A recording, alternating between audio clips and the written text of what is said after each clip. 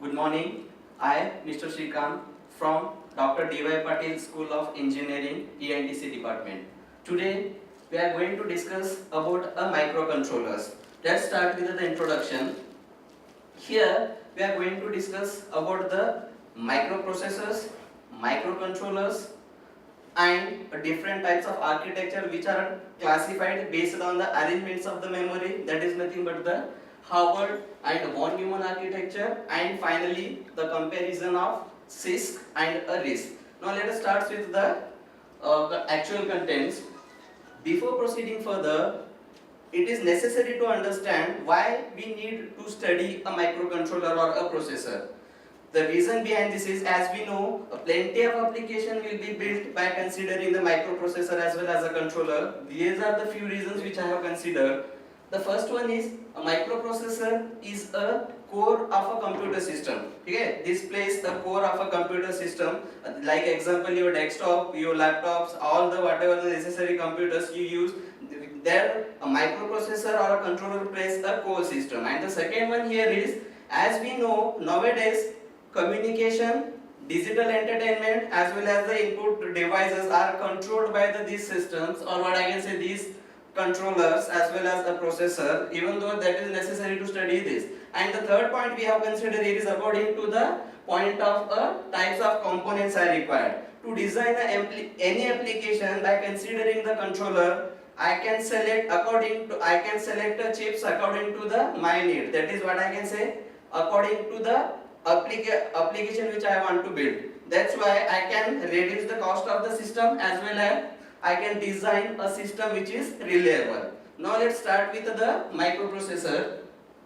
Here you can see a general there or a block diagram of a microprocessor. Basically, what is a microprocessor? As I told, microprocessor here is nothing but, I can say in a word, that is a general purpose computer. I can use this in any applications. To design any applications, I can use this type of processors.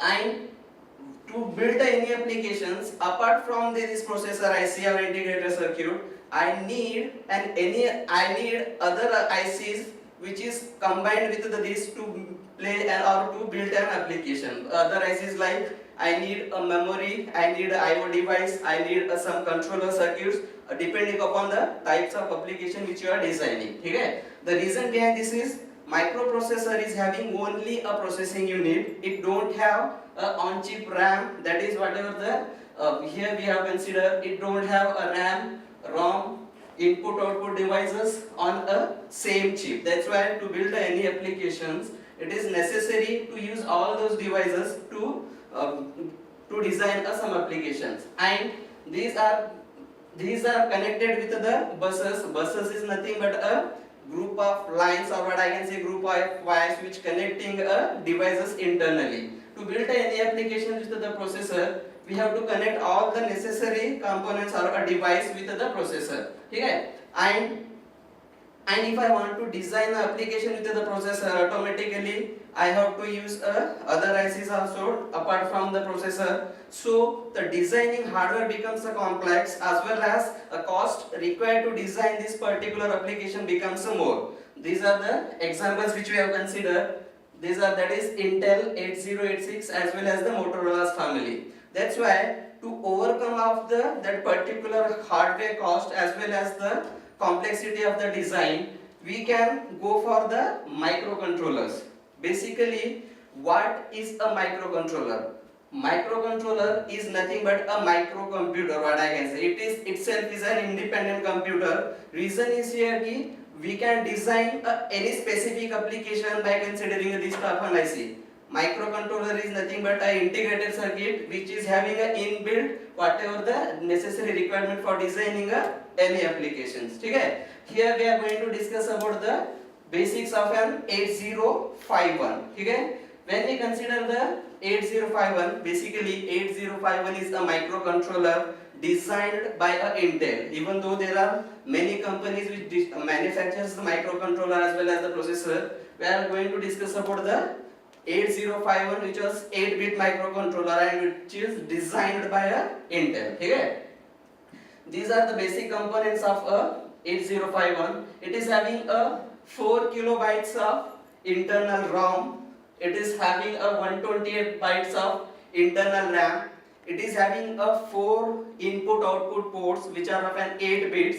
It is having a 2 16 bits timer as well as a counter, and it is having a 1 serial interface. You can see a block diagram of the 8051. You can see here 8051 is having an inbuilt on the single chip. It is having a CPU, it is having a memory, that is RAM and a ROM. It is having a IO device, timers as well as a serial communication port. That's why to design any specific application, we have to go for the microcontroller. The reason here is I can select a microcontroller according to my application, so that I can reduce the cost as well as I can design a application according to my need. Okay, this is the block diagram which we are discussing here.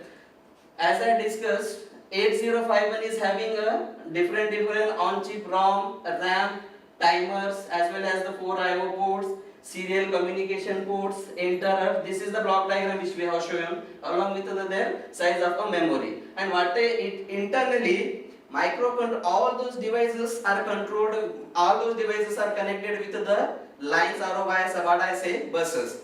Internally microcontroller is having a 3 buses. The first one is address bus to carry address, second one is a data bus to carry a data, as well as the third one is a control bus. Control bus carries a controlling signal from the one device to another according to the processor, or what I can say CPU. Okay. These are the comparison of the microprocessor versus microcontroller. The first thing here is, when I talk about the microprocessor, a microprocessor is a chip that depends on the other chips for many functions. As I told, microprocessor is having only a processing unit. To build a certain application by using this, it depends upon the many other chips. And when we talk about the microcontroller is a single chip microcomputer that has everything inbuilt. To design a specific application, whatever the things we need, that is on the same chip. This is the first difference. Second one is, a microprocessor contains ALU, some general purpose as well as a special register. It contains a control circuitry. And when we talk about the microcontroller, a microcontroller contains the circuit of a microprocessor, whatever the circuit present on the microprocessor. Apart from that, a microcontroller contains a inbuilt RAM, ROM, IO devices, timers and the counters. Here, and the third point which we are going to discuss here is, it is a suitable for a processing information in a computer system. When we talk about the processor, it is suitable for processing the information in a computer system. But when we talk about the controller, it is suited to control of IO devices. Specifically, it is suited for the controlling of the IO devices which we are connecting to the different ports. The fourth difference here is, it has a less number of multifunction pin. Microprocessor is having a less number of multifunction pin, but whereas a microcontroller is having a more number of multifunction pin. And the fifth one is, designing is very flexible. When we talk about the processor, a processor design is flexible and the controller design is less flexible. Okay, a microprocessor